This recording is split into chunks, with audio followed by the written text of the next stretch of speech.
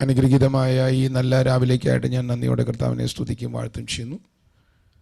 തിരുവചന പഠനത്തോടുള്ള ബന്ധത്തിൽ ആഗതരായിരിക്കുന്ന എല്ലാവർക്കുമുള്ള വന്ദനത്തെ ഞാൻ പ്രാരംഭത്തിൽ അറിയിക്കുകയാണ്.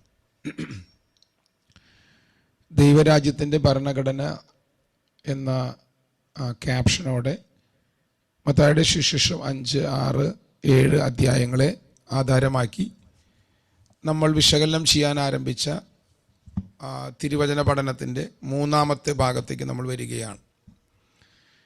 കഴിഞ്ഞ 2 ഭാഗങ്ങളും നമുക്കെല്ലാവർക്കും അത് പ്രയോജനപ്രദമായിരുന്നു എന്ന് ഞാൻ വിശ്വസിക്കുന്നു. എനിക്ക് അത് അനുഗ്രഹമായിരുന്നു. ഇന്നലെ നമ്മൾ പറഞ്ഞു നിർത്തിയത് ആത്മാവിൽ ദരിദ്രരായവർ ഭാഗ്യവാന്മാർ എന്ന പദമാണ് നമ്മൾ പറഞ്ഞു നിർത്തിയത്. ഈ ഭാഗത്ത് നമ്മൾ ഈ ഭാഗങ്ങളെ ഈ 7 അധ്യായങ്ങളെ 3 അധ്യായങ്ങളെ നമ്മൾ 7 വിഭാഗങ്ങളാക്കി തിരിക്കുകയും അതിനകത്തുള്ള ഭാഗ്യവാന്മാരെ നമ്മൾ കാണുവാൻ തുടങ്ങുകയും ചെയ്യുകയായിരുന്നു. ഒന്നാമത് നമ്മൾ കണ്ടത് ആത്മാവിൽ ദരിദ്രരായവർ ഭാഗ്യവാന്മാർ എന്ന പദമാണ്. അതിനോടുള്ള ബന്ധത്തിൽ നമ്മൾ വിശദമായിട്ട് ചില വിശകലനങ്ങൾ നടത്തുവാനായിട്ട് ഇടയായിത്തീർന്നു. പലവിധ അഭിപ്രായങ്ങൾ അതിനുള്ള ബന്ധത്തിലുണ്ട്. ഞാൻ ആദ്യം ചിന്തിച്ചിരുന്ന ചിന്തകൾക്ക് അല്പം വ്യത്യസ്തമായിട്ടാണ് ഞാൻ ഇന്നലത്തെ ക്ലാസ്സിനകത്ത് എടുത്തിരുന്നത്. സംശയമുള്ളവരുണ്ടെങ്കിൽ നിങ്ങൾക്ക് അത് പറഞ്ഞാൽ എന്നെ കൊണ്ട് പറ്റുന്ന രീതിയിൽ ഞാനത് വിശകലനം ചെയ്യാനായിട്ടും വിശദീകരിക്കുവാനായിട്ടും ശ്രമിക്കാം.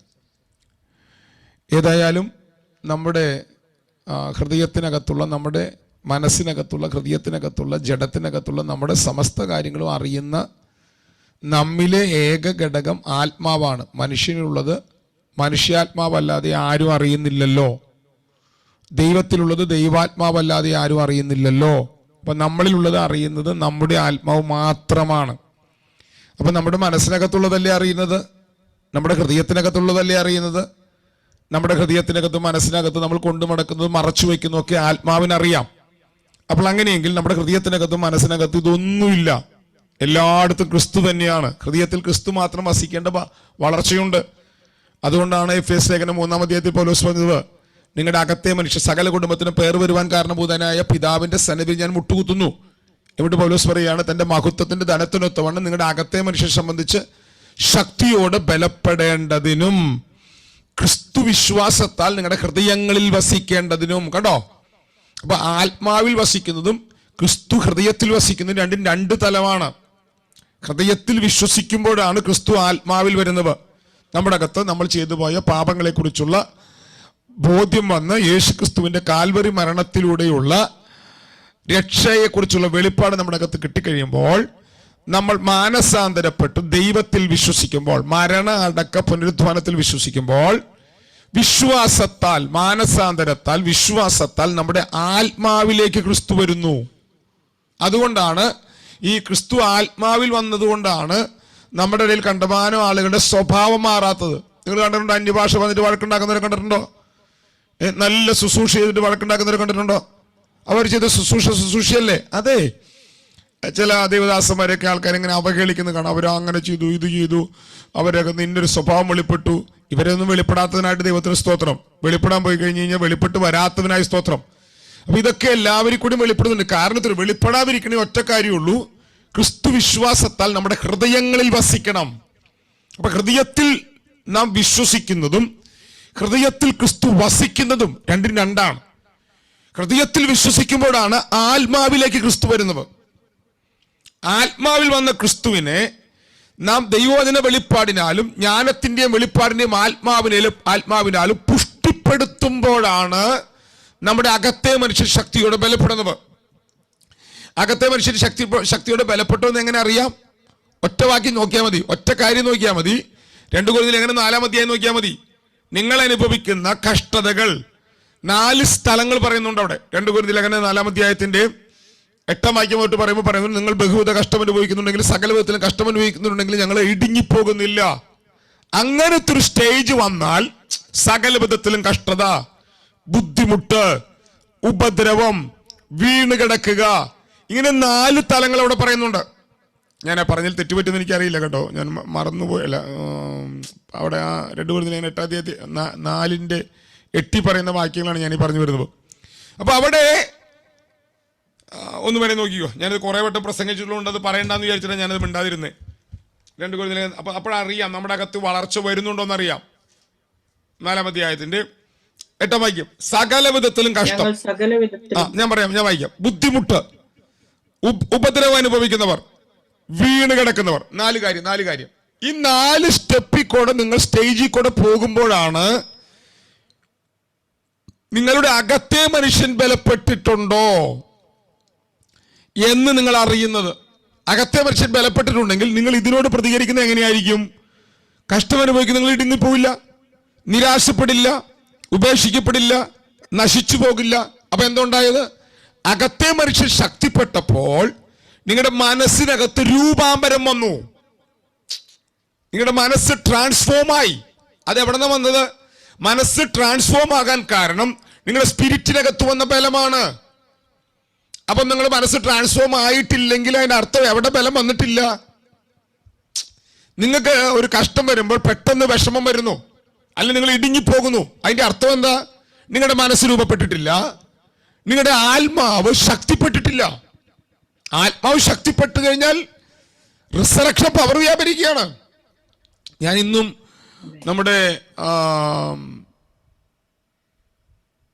ജിജിൻ, നമ്മുടെ അനിൽ പാസ്റ്റർ കൂടെ ഫ്ലൂട്ട് വായിക്കുന്ന ബ്രദറിന്റെ സംസ്കാരത്തിന് പോയിരുന്നു, ഫ്യൂണറൽ ശുശ്രൂഷയ്ക്ക് പോയിരുന്നു. ഞാൻ അവിടെ പോയപ്പോൾ 1 മിനിറ്റ് ഞാൻ പ്രാർത്ഥിച്ചു കർത്താവിനോട്, കർത്താവെ ഉയർപ്പിക്കാവോ. 36 വയസ്സ് പ്രായമുള്ളൂ. അപ്പം അവിടെ ഞാൻ കുറച്ച് നേരത്തെ ദൈവദാസൻ അത് പരസ്യമായിട്ട് പറയുന്നത് കേട്ടു ഞാൻ. പക്ഷെ ഞാനത് വരുന്ന വഴിക്ക് ഞങ്ങളുടെ വണ്ടിയിലുണ്ടായിരുന്ന ദൈവദാസൻ വഴി ഞാൻ സംസാരിച്ചു. എന്തുകൊണ്ട് ഞാനത് പൊതുവിൽ പറഞ്ഞില്ല? പറയാനതിന് കാരണം, പൊതുവിൽ നമ്മൾ പറയുമ്പോൾ ദൈവം നമ്മളെ കാണിച്ചിരിക്കണം. റിസറക്ഷൻ പവർ ദൈവം തുറക്കും. ദൈവം മരിച്ചവരെ ഉയർപ്പിക്കുവാൻ വിശ്വസ്തനാണ്, കരുത്തുള്ളവനാണ്, അവൻ പുനരുത്തുവാനും ശക്തിയാണ്. പക്ഷേ ഞാൻ ആ തലത്തിലേക്ക് വളരുകയും ഞാൻ രാവിലെ പ്രാർത്ഥിക്കുമ്പോൾ എല്ലാ ദിവസവും, അതുകൊണ്ടാണ് കർത്താവ് ഇരുട്ടുള്ളപ്പോൾ പ്രാർത്ഥിക്കാൻ കയറിപ്പോയത്. എല്ലാ ദിവസവും എത്ര തിരക്കാണെങ്കിലും കർത്താവിന്റെ പ്രാർത്ഥന നിങ്ങൾ ശ്രദ്ധിക്കണം. കർത്താവ് ചെയ്ത ശുശ്രൂഷ മുഴുവൻ പിതാവാം ദൈവം കാണിച്ചതാണ് അവൻ ചെയ്തത്. ഈ പറഞ്ഞ പദം ശ്രദ്ധിക്കണം കേട്ടോ. എല്ലാ മരിച്ചവരെ യേശു ഉയർപ്പിച്ചിട്ടില്ല, എല്ലാ രോഗികളെ സൗഖ്യമാക്കിയിട്ടുണ്ട് കേട്ടോ. പിതാവാം ദൈവം എന്തു കാണിച്ചു അതാണ് കർത്താവ് ചെയ്തത്. അപ്പോ പുത്രത്വത്തിൽ ഞാൻ വളരേണ്ടിയിരിക്കുന്നു, സൺഷിപ്പിൽ ഞാൻ വളരേണ്ടിയിരിക്കുന്നു. ഇത്രയും വചനം പറഞ്ഞിട്ടും ഇത്രയും വചനം പഠിപ്പിച്ചിട്ടും ഞാൻ പിന്നെയും പറയുന്നു, എന്റെ അകത്ത് ഇനിയും വളർച്ച പണക്കാനുണ്ട്. സൺഷിപ്പിനകത്ത് ഞാൻ ഇനിയും മെച്ചറാകാനുണ്ട്. മെച്ചറാകാനുള്ള പ്രത്യേകത എന്താ നോക്കിയേ? സകല വിധത്തിലും കഷ്ടമനുഭവിക്കുന്നുണ്ടെങ്കിൽ എന്ത് ചെയ്യില്ല? ഇടുങ്ങിപ്പോകില്ല, നിരാശപ്പെടില്ല, ഉപേക്ഷിക്കപ്പെടില്ല, നശിച്ചു പോകില്ല. അപ്പൊ നിങ്ങളുടെ അകത്ത് സൺഷിപ്പായോ? സൺഷിപ്പിന്റെ ആത്മാവ് വന്നു, നിങ്ങളുടെ അകത്ത് പുത്രത്വത്തിന്റെ ആത്മാവ് വന്നു. പക്ഷെ ആ പുത്രത്വത്തിന്റെ ആത്മാവിനാൽ നിങ്ങളുടെ അകത്തെ മനുഷ്യൻ ബലപ്പെട്ട് നിങ്ങളുടെ മനസ്സ് അതിനനുസരിച്ച് ട്രാൻസ്ഫോം ആയോ? ഇപ്പൊ ഞാൻ ചോദിച്ചു, മനസ്സിലായോ? മനസ്സ് ട്രാൻസ്ഫോം ആയാൽ തൊട്ടുപുറകിൽ വെല്ലം തുറക്കാൻ പോവാണ്. ഓക്കെ, അപ്പം ഞാൻ പറഞ്ഞു വന്നതിന്റെ സാരാംശം, നമ്മുടെ ആത്മാവിനകത്ത് കാര്യങ്ങൾ നടക്കാനുണ്ടോ എന്ന ചോദ്യത്തിന് മറുപടിയാണ് ഞാൻ പറഞ്ഞത്. നടക്കാനുണ്ട്. ആത്മാവാകുന്ന കർത്താവിന്റെ ദാനമായി 17-ാം വാക്യം, 2 കൊരിന്ത്യർ ലേഖനം 3-ാം അധ്യായത്തിന്റെ 17-ാം വാക്യം, 3:18 വായിച്ചേ. കർത്താവ് ആത്മാവാകുന്നു, കർത്താവിന്റെ ആത്മാവുള്ളിടത്ത് സ്വാതന്ത്ര്യമുണ്ട്. 16 വായിക്കും വായിച്ചേ. കർത്താവിലേക്ക് തിരിയുമ്പോൾ മൂടുപടം നീങ്ങിപ്പോകും. കർത്താവിലേക്ക് തിരിയുമ്പോൾ മൂടുപടം നീങ്ങിപ്പോകും. മൂടുപടം എവിടെ കിടക്കുന്നത്? മൂടുപടം കിടക്കുന്നത് ഹൃദയത്തിന്മേലാണ്, നമ്മുടെ തീരുമാനങ്ങളുടെ മേലാണ്, നമ്മുടെ കാഴ്ചപ്പാടുകളുടെ മേലാണ്, നമ്മുടെ ഹൃദയ കണ്ണിന്റെ മേലാണ്. അപ്പൊ നമ്മൾ കർത്താവിലേക്ക് തിരിയുമ്പോൾ, ക്രൂശിലേക്ക് തിരിയുമ്പോൾ, മരിച്ചടക്കപ്പെട്ട് ഉയർത്തെഴുന്നേറ്റവരിലേക്ക് തിരിയുമ്പോൾ മൂടുപടം മാറിപ്പോകും. ക്രൂശിന്റെ ശക്തി അതാണ്. എവിടെ എന്തുണ്ടാകും? മൂടുപടം നീങ്ങിപ്പോകും. അടുത്ത വാക്ക്, കർത്താവ് ആത്മാവാകുന്നു, കർത്താവിന്റെ ആത്മാവുള്ളിടത്ത് സ്വാതന്ത്ര്യമുണ്ട്. ആ സ്വാതന്ത്ര്യം എവിടെയാ? ഈ ചില ആൾക്കാര് കർത്താവ് ആത്മാവുള്ള സ്വാതന്ത്ര്യം തോന്നിയൊക്കെ ചെയ്യുന്നവരുണ്ട്. അതല്ല, ഹൃദയത്തിനകത്ത് മൂടുപടം മാറി എന്നെ ഇതുവരെ അടക്കി വെച്ചിരുന്ന പുത്രത്വത്തിന്റെ മഹിമ പ്രാപിക്കാതെ ക്രിസ്തുവിന്റെ സ്വരൂപത്തിലേക്ക് എത്തിക്കാതെ എന്റെ മനസ്സിനെയും എന്റെ ഹൃദയത്തെയും എന്റെ ശരീരത്തെയും അടക്കി വെച്ചിരുന്ന സകലത്തിൽ നിന്നും എനിക്ക് സ്വാതന്ത്ര്യമുണ്ട്.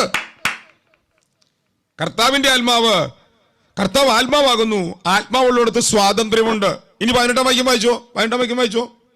മൂടുപടം നീങ്ങിയ മുഖത്ത് കർത്താവിന്റെ തേജസ്സിനെ കണ്ണാടി പോലെ പ്രതിബിംബിക്കുന്നവരായി നാം എല്ലാവരും ആത്മാവാകുന്ന കർത്താവിന്റെ ദാനമായി, ആത്മാവാകുന്ന കർത്താവിന്റെ ദാനമായി, ശ്രദ്ധിക്ക്, ആത്മാവാകുന്ന കർത്താവിന്റെ ദാനമായിട്ട് നാം എന്ത് പ്രാപിക്കുകയാണ്? തേജസ്സിന്റെ മേൽ തേജസ്. അപ്പൊ ആത്മാവിന്റെ ദാനമാണ് എന്ത്? തേജസ്. ആ തേജസ് നമ്മിലേക്ക് പകരപ്പെടുന്നത് എന്തായിട്ടാണ്? ആത്മാവായിട്ട്. ഹലോ, തേജസ് നമ്മിലേക്ക് പകരപ്പെടുന്നത് എന്തായിട്ടാ വെളിപ്പെട്ട് വരുന്നേ? ആത്മാവായിട്ട്. അപ്പൊ ആത്മാവ് എവിടേക്കാ വരുന്നത്? പറയന്റെ പാസ്റ്റർ കുട്ടി, ആണോ? ആത്മാവാകുന്ന കർത്താവിന്റെ ദാനമായി തേജസ്സിന്റെ മേൽ തേജസ് പ്രാപിച്ച്. അപ്പൊ ആത്മാവ് എവിടെയാ വരുന്നേ? ദൈവത്തിന്റെ ആത്മാവ്, പരിശുദ്ധ ആത്മാവ് എവിടെയാ വന്നിരിക്കുന്നേ? നമ്മുടെ ആത്മാവിൽ.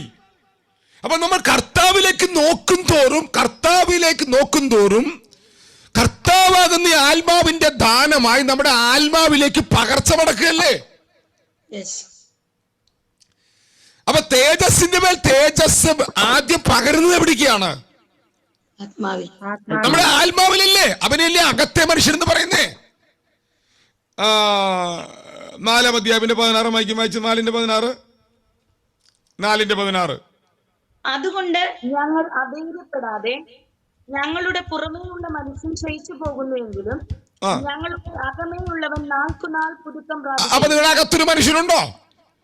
നിങ്ങളുടെ അകത്തൊരു മനുഷ്യനുണ്ടോ? ആ അകത്തെ മനുഷ്യനാണ് ആത്മാവല്ലേ? അപ്പൊ ആത്മാവാണോ ശക്തിപ്പെടുന്നത്? ശരീരമാണോ ശക്തിപ്പെടുന്നത്? ആത്മാവ് ശക്തിപ്പെട്ടാൽ ആത്മാവ് ദേഹിക്ക് വിധേയപ്പെടും. ആത്മാവിന് ദേഹി വിധേയപ്പെടും. ആത്മാവിൽ ബലം വ്യാപരിച്ചാൽ നിങ്ങളുടെ സ്വയം, അതായത് നിങ്ങളുടെ തീരുമാനങ്ങൾ, നിങ്ങളുടെ വിചാരങ്ങൾ, നിങ്ങളുടെ ചിന്തകൾ ആത്മാവിന് വിധേയപ്പെടും. എന്നാൽ നിങ്ങളുടെ ദേഹവുമാണ് ശക്തിപ്പെടുന്നുവെങ്കിൽ നിങ്ങളുടെ ദേഹവും നിങ്ങളുടെ സ്വയവും കൂടെ ചേർന്ന്, ദേഹിയും കൂടെ ചേർന്ന് ആത്മാവിനെ അടക്കി വെക്കും. അപ്പൊ പുറമേയുള്ള മനുഷ്യൻ എന്ന് പറഞ്ഞാൽ ആരാ? പുറമേയുള്ള മനുഷ്യൻ നിങ്ങളുടെ ദേഹിയും ദേഹവും കൂടെ ചേർന്നത്. അകമേയുള്ള മനുഷ്യൻ എന്ന് പറഞ്ഞാൽ ആരാ? നിങ്ങളുടെ ആത്മാവും ദേഹിയും കൂടെ ചേർന്നത്. ഇതിൽ എവിടേക്കാണ് നിങ്ങൾ ഫുഡ് കൊടുക്കുന്നത്? ദേഹത്തിന് 5 ഡോറുകളുണ്ട്. നിങ്ങളുടെ ശരീരത്തിന് ഈ 5 ഡോറുകളിലൂടെയാണ് നിങ്ങളുടെ സ്വയം പരിപോഷിക്കപ്പെടുന്നത്. സ്വയത്തിലേക്ക്, മനസ്സിലേക്ക് ചിന്തകൾ വരുന്നത് എവിടെയാ? നിങ്ങളുടെ നോട്ടത്തിലൂടെ, നിങ്ങളുടെ കേൾവിയിലൂടെ, നിങ്ങളുടെ സ്പർശനത്തിലൂടെ അല്ലേ? അപ്പൊ നിങ്ങളുടെ മനസ്സിലേക്ക് ഈ ചിന്തകൾ, ഈ റൂട്ടുകൾ വരുന്നത് നിങ്ങളുടെ ദേഹത്തിലൂടെയാണ്.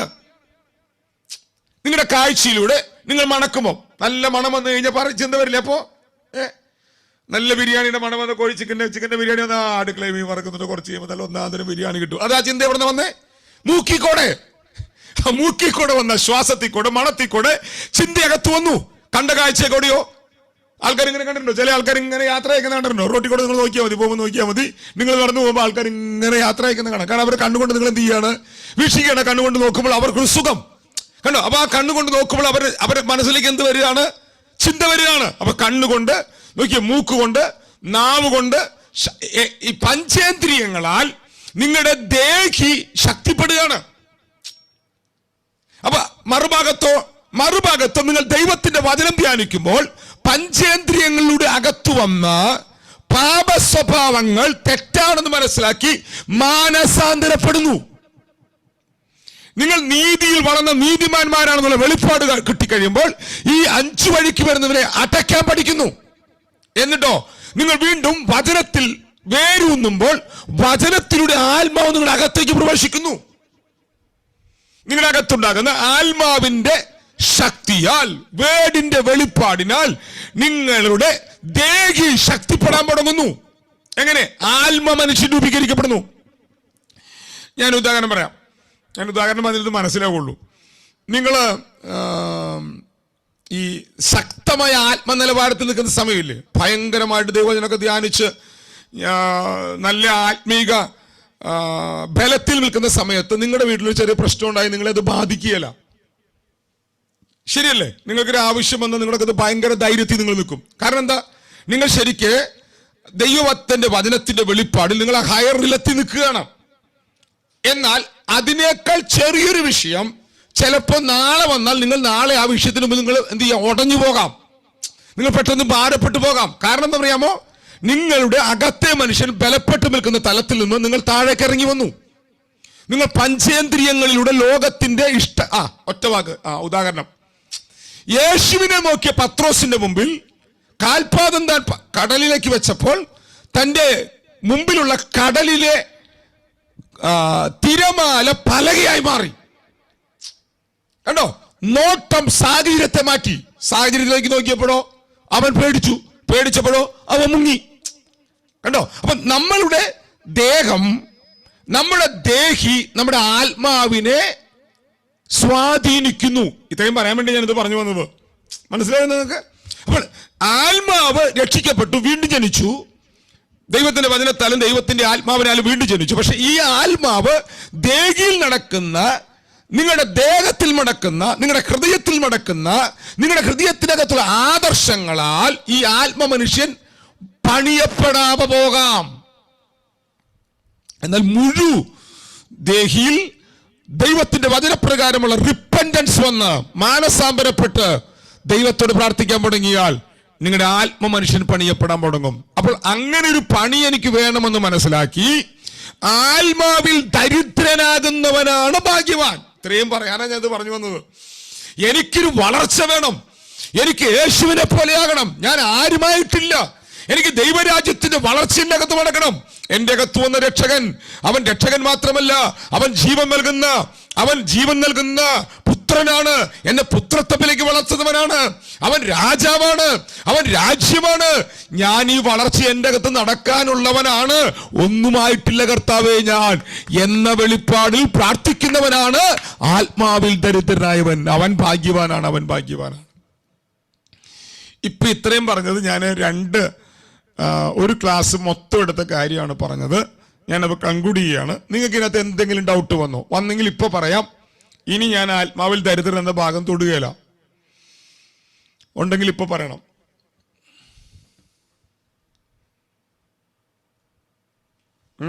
ശരിയായോ? അപ്പൊ ക്ലിയർ ആയോ? ആരും മിണ്ടുന്നില്ല.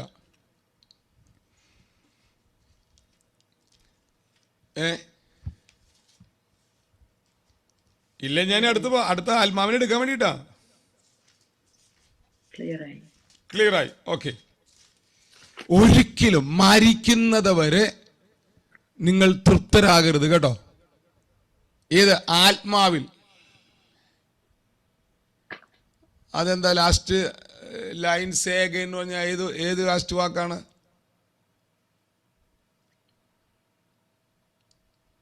ഏത് വാക്കാന്ന് ഞാൻ മറന്നുപോയി. ലാസ്റ്റ് പറഞ്ഞ ഞാനത് എഴുതി വെച്ചതല്ല പറഞ്ഞേ. ആത്മാവിൽ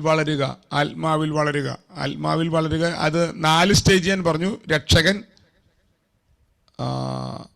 അവൻ നമ്മുടെ രക്ഷകനാണ്, അവൻ ജീവൻ നൽകുന്നവനാണ്, അവൻ രാജാവാണ്, അവൻ രാജ്യമാണ്. ഈ 4 നമ്മുടെ അകത്ത് വെളിപ്പെട്ട് വരും. രക്ഷകൻ, നമ്മൾ രക്ഷിക്കപ്പെട്ടപ്പോൾ അവൻ നമ്മുടെ രക്ഷകനായി മാറി. എന്നാൽ നീതിയുടെ വെളിപ്പാട് കിട്ടുമ്പോഴാണ് അവന്റെ ജീവൻ നമ്മുടെ അകത്ത് തുറക്കുന്നത്, ആത്മാവിൽ നിന്ന് തുറക്കുന്നത്. ജീവൻ തുറന്നാലേ നമ്മൾ പുത്രന്മാരാകുന്നുള്ളൂ. പുത്രത്വത്തിന്റെ മെച്യൂരിറ്റി ഉണ്ടാകണമെങ്കിൽ ലൈഫ് തുറക്കണമെങ്കിൽ നീതിയുടെ വെളിപ്പാടുണ്ടാകണം. ലൈഫ് തുറന്നു എന്ന് എങ്ങനെ അറിയാം? ഒറ്റ കാര്യമുള്ളൂ, സമാധാനം അകത്ത് വരും. സമാധാനം ഇല്ലെങ്കിൽ മനസ്സിലാക്കുക, ഇന്നലെ ലിനി സിസ്റ്റർ ഇന്നലത്തെ മീറ്റിംഗിൽ പങ്കെടുത്തിട്ടില്ല. അല്ല, പങ്കെടുത്തു, ഓഫീസിൽ വെച്ചിട്ട് പങ്കെടുത്ത്. ഇന്നലെ ഇത് പറഞ്ഞിട്ടുണ്ട്, ഇന്നലത്തെ ക്ലിപ്പിനകത്തുണ്ടത്. ഓക്കെ. അപ്പോൾ സൺഷിപ്പിലേക്ക് നമ്മൾ എത്തുന്നത് ലൈഫ് ഓപ്പൺ ആകുന്നതിലൂടെയാണ്. അപ്പൊ സൺഷിപ്പിൽ എത്തിയെന്ന് എങ്ങനെ അറിയാം? സൺഷിപ്പിന്റെ ആത്മാവ് നമ്മുടെ മേത്തുണ്ട്, പക്ഷെ എത്തിയോന്ന് എങ്ങനെ അറിയാം? നിങ്ങളെ എല്ലാത്തിലും നിങ്ങളുടെ അകത്ത് ഒരു സമാധാനം ഉണ്ടാകും. നിങ്ങൾക്ക് എന്തിന്റെ മടിയിൽ നിങ്ങൾക്ക് ഒരു സമാധാനം വരും. ഭയങ്കര. ഇന്നലെ ഞാൻ പറഞ്ഞു, ഓൾഡ് ടെസ്റ്റ്മെന്റിന്റെ സമാധാനം വേറെ, ന്യൂ ടെസ്റ്റ്മെന്റിന്റെ സമാധാനം വേറെ. നിങ്ങളുടെ വീട്ടിൽ നിങ്ങളുടെ മക്കൾക്ക്, നിങ്ങളുടെ ഭാര്യ, നിങ്ങളുടെ ഭർത്താവ്, നിങ്ങളുടെ കുഞ്ഞുങ്ങൾ, നിങ്ങളുടെ പഠനം, നിങ്ങളുടെ ജോലി, നിങ്ങളുടെ ബിസിനസ്, ഒന്നിന്റെ മടിയിൽ നിങ്ങൾക്ക് ഭയം വരില്ല. അപ്പൊ മനസ്സിലാക്കുക, ഇത് ദൈവിക സമാധാനം എന്ന് മനസ്സിലാക്കുക. ഓക്കെ. അപ്പൊ ആ സമാധാനം വന്നാൽ നിങ്ങളുടെ അകത്ത് സൺഷിപ്പ് ഓപ്പണായി. സൺഷിപ്പ് ഓപ്പണായി. സൺഷിപ്പ് എന്ന് പറഞ്ഞ പുത്രത്വമാണ്. എല്ലാ പുത്രന്മാരും രാജാക്കന്മാരല്ല. രാജാക്കന്മാർ മൂത്ത പുത്രന്മാരാണ്, ആദിജാതന്മാരാണ് രാജാക്കന്മാർ. നിങ്ങളുടെ അകത്ത് വന്നവൻ ആദിജാതനാണ്. അപ്പൊ അവൻ പുത്രത്വം കിട്ടി. നിങ്ങളുടെ അകത്ത് രാജ്യത്വം ഓപ്പണായി. രാജ്യത്വം ഓപ്പണായതിന്റെ അർത്ഥം എന്താ? നിങ്ങൾ കിങ് ആണ്, രാജാവാണ്. രാജാവായി രാജ്യത്വം ഓപ്പൺ ആകുമ്പോഴാണ് നിങ്ങൾ റൂൾ ചെയ്യാൻ തുടങ്ങുന്നത്. ഇന്നലെ ഞാൻ അത് പറഞ്ഞാൽ നിർത്തിയത്. നമ്മുടെ വീട്ടിനകത്തുള്ള ഘടകങ്ങളെ നമുക്ക് റൂൾ ചെയ്യാൻ പറ്റും. ഇന്നലെ ഞാൻ ഞങ്ങളുടെ വാഹനത്തിന്റെ കാര്യം പറഞ്ഞു. എത്ര അനുഭവങ്ങൾ പറഞ്ഞാൽ തീരുകയല്ല. നമ്മൾ അറിയാതെ നമ്മുടെ വാഹനത്തെ നമ്മൾ റൂൾ ചെയ്യാൻ തുടങ്ങും. ദൈവം ഉറവുകൾ തുറക്കാൻ തുടങ്ങും, വഴികൾ തുറക്കാൻ തുടങ്ങും. നമുക്ക് വേണ്ടതിലെല്ലാം ദൈവത്തിന്റെ കരം അറിയാതെ തുറന്നു വരും. ഇന്നലെ ഞാൻ പോയി കൽപ്പിച്ച കാര്യമാണ് ഞാൻ പറഞ്ഞത്. ഇന്നലെ ഞങ്ങളൊരിക്കൽ നമ്മുടെ കാനഡയിലെ ദൈവദാസൻ എറണാകുളത്ത് പ്രസംഗിക്കാൻ വന്നിട്ട് ഞങ്ങൾ പോയിട്ട്, ഞാൻ പറഞ്ഞിട്ടുള്ള ഉദാഹരണമാണ്, സംഭവമാണ്. അപ്പൊ എറണാകുളത്തേക്ക് പോവുക, മീറ്റിങ്ങിന് പോവുക. ഞങ്ങളെ വണ്ടിക്കകത്ത് ഞാൻ, ലിൻസി, 2 4 5 5 പേരുണ്ട്, 5 പേരുണ്ട്. ഇൻഡിഗോ കാറാണ്. അപ്പൊ അതിന്റെ നീഡില് 5 ലിറ്റർ ഡീസൽ കാണിക്കുന്നുണ്ട്. 5 ലിറ്റർ ഡീസൽ അതിന്റെ കറക്റ്റ് അതിന്റെ റിസർവ് കാണിക്കും. ഈ 5 ലിറ്റർ കൊണ്ട് കറക്റ്റ് എറണാകുളം ടൗൺ ഹാളിന്റെ മുമ്പിൽ ചെല്ലാം. കറക്റ്റാണ്. ഇന്ന് വരെ വണ്ടി ഓടിച്ചിട്ട് എനിക്ക് എന്റെ കണക്കുള്ളിൽ തെറ്റിയിട്ടില്ല. ഞാൻ ഇവിടുന്ന് വണ്ടി എടുത്തു, കറക്റ്റ് അവിടെ ചെന്നു, നീഡിൽ താഴേക്ക് മുട്ടി. ഞാൻ അവർ പറഞ്ഞു എന്തേലും അപ്പം പോകുന്ന വഴിക്കാൻ പറഞ്ഞു, ഇപ്പൊ പെട്രോൾ അടിക്കാൻ പോയാൽ ഡീസൽ അടിക്കാൻ കയറി കഴിഞ്ഞാൽ 5 മിനിറ്റ് പോകും. 5 മിനിറ്റ് പോലും മീറ്റ് അവർ പ്രസംഗം തുടങ്ങും അവിടെ. കാരണം ഞങ്ങൾ ലേറ്റ് ആയിട്ടാണ് പുറപ്പെടുന്നത്. ഒരു മോള് ഞങ്ങളുടെ കൂടെ ഉണ്ടായിരുന്ന മോള് വരാൻ ലേറ്റായി അവിടെ ക്ലാസ് കഴിഞ്ഞിട്ട്. അപ്പൊ മീറ്റിംഗ് പോകാതിരിക്കാൻ വേണ്ടി ഞങ്ങൾ ഒരു സ്ഥലത്തും പെട്രോൾ അടിക്കാൻ കയറാതെ അവിടെ ചെന്നു. തിരിച്ചു വരും പെട്രോൾ അടിക്കാം. മീറ്റിംഗ് കഴിഞ്ഞു. മീറ്റിങ്ങിനകത്ത് ഭയങ്കര അത്ഭുതങ്ങൾ നടന്നു. ഭയങ്കരമായിട്ടുള്ള ബ്ലെസ്സിങ് നടന്നു. അതിനകത്ത് വിശ്വസിക്കാൻ കഴിയാത്ത അത്ഭുതങ്ങളൊക്കെ നടന്നു. ഞാനത് പിന്നെ പറഞ്ഞുതരാം, പറയാൻ പോയ സമയം പോകും. അപ്പൊ ഈ അത്ഭുതങ്ങളൊക്കെ ഞങ്ങൾ കണ്ട് ഞങ്ങൾ ഇങ്ങനെ അത്ഭുത പരതന്ത്രരായി ഞങ്ങൾ അവിടെ നിന്ന് തിരിച്ചു പോന്നു. ഡീസൽ അടിക്കാൻ മറന്നുപോയി. ഡീസൽ അടിക്കാൻ മറന്നുപോയി. ആ അടിമുട്ടിയ ഡീസലുമായിട്ട് എറണാകുളം നിന്ന് തൃശ്ശൂർ വരെ വന്നു. ഞങ്ങൾ അറിഞ്ഞില്ല, മറന്നുപോയി. 5 ലിറ്റർ ഡീസൽ കൊണ്ട് 140 ചില്ല കിലോമീറ്റർ ഓടി കാറ്. എന്റെ വണ്ടിയുടെ മൈലേജ് എന്ന് പറഞ്ഞാൽ 15 16 കേട്ടോ. 5 × 15 കൂട്ടി നോക്കുക. 15 × 5 എത്രയാ? 75 കിലോമീറ്റർ ഓടേണ്ട വണ്ടി 140 കിലോമീറ്റർ ഓടി. തൃശ്ശൂർ ടു എറണാകുളം ഏകദേശ കണക്കാണ് ഞാൻ പറയുന്നത്. ഞങ്ങളുടെ വീട്ടിൽ നിന്ന് ഏകദേശം 70 കിലോമീറ്റർ ആണ് Thrissur town hall, Ernakulam town hall. തിരിച്ചവിടെ നിന്ന് ഇവിടെ. അപ്പൊ ഞാൻ പറഞ്ഞൊരു സാരാംശം, ദൈവത്തിന്റെ റൂളിങ്, ദൈവത്തിന്റെ കൺട്രോളിങ്. നീ പറഞ്ഞില്ലെങ്കിലും എന്റെ കുടുംബത്തിൽ വെളിപ്പെടുന്ന നീ പറഞ്ഞേ. ഇന്നലെ ഞാൻ പറഞ്ഞു, നീ പ്രഖ്യാപിച്ച വെളിപ്പെടുന്ന പറഞ്ഞേ. അവൻ രാജാവാണെങ്കിൽ ആ രാജ്യത്വത്തിന്റെ ചലനം വെളിപ്പെടാൻ തുടങ്ങിയാൽ അവനിൽ നിന്നുള്ള നിന്റെ ആവശ്യം പറഞ്ഞവൻ ചലിക്കും. ഹലോ, നിങ്ങൾക്ക് ഞാൻ പറഞ്ഞ ആശയം മനസ്സിലാവുന്നില്ല? ഏലിയാവ് ഒരിക്കൽ കൽപ്പിച്ചു, എന്നും കൽപ്പിച്ചുകൊണ്ടിരുന്നോ? ഇല്ലെന്ന്. അത് മഴ പെയ്യുന്നത് വരെ കലത്തിലെ മാവ് കുറഞ്ഞില്ല. ആദ്യം ഇങ്ങനെ പെരുകിക്കൊണ്ടിരുന്നു. എടുക്കും തോറും അത് പെരുകി. ഒരാമേനൊക്കെ പറയാമെങ്കിൽ പറഞ്ഞു കേട്ടോ, വിശ്വസിക്കൊന്നും ചെയ്യരുത്. ഞാൻ എപ്പോഴും പറയാറുണ്ട്, എന്റെ കയ്യിൽ കറുത്ത ഒരു കലം തന്നിട്ടുണ്ട്. എടുക്കും തോറും ദൈവാത്മ പെരുക്കുന്ന, അത് നമ്മുടെ മേൽ വന്നിരിക്കുന്നത് ബ്ലെസ്സിംഗ് ആണ്. ഒരാമൻ പറഞ്ഞവന് ദൈവരാജ്യത്തിന്റെ കിങ്ഡം ഫൈനാൻസിൽ വിശ്വസിക്കുന്നവർക്ക് വേണ്ടി അവൻ ആ ബ്ലെസ്സിംഗ് തുറക്കുക. നമ്മുടെ കർത്താവ് നമ്മുടെ രാജാവാണ്. അവൻ നമ്മുടെ സകല മേഖലകളെയും കൺട്രോൾ ചെയ്യുന്നവനാണ്.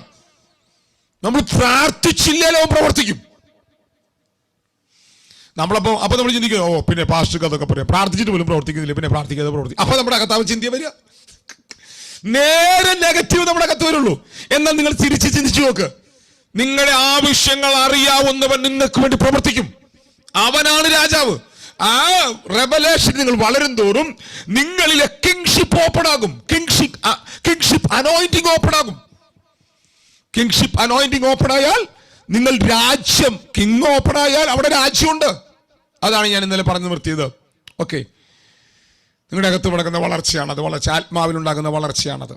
ഓക്കെ, ഇനി നമ്മൾ അവിടുത്തെ 2ാമത്തെ പദത്തിലേക്ക് കയറുകയാണ്. ഇനി ഞാൻ വേഗം പറഞ്ഞു വിടാവേ. ഒരു വാക്കിൽ തന്നെ ഞാൻ കണ്ടമാനം ടൈം എടുക്കുകയാണ്. പറഞ്ഞു വരുമ്പോൾ അതിങ്ങനെ എല്ലാ പ്രാവശ്യം പറയും, ഇനി അധികം പറയില്ലെന്ന്, പക്ഷെ പറഞ്ഞു വരുമ്പോൾ എന്തെങ്കിലുമൊക്കെ പറഞ്ഞു പോകും. അടുത്ത വാക്ക് 4-ാം വാക്യം വായിച്ച്. 4-ാം വാക്യം എന്തേലും അല്ല കേട്ടോ പറയുന്നത്, എനിക്കറിയാം പറയുന്നതൊക്കെ നല്ല കാര്യമുള്ളതാന്ന്. 4-ാം വാക്യം വായിച്ച്.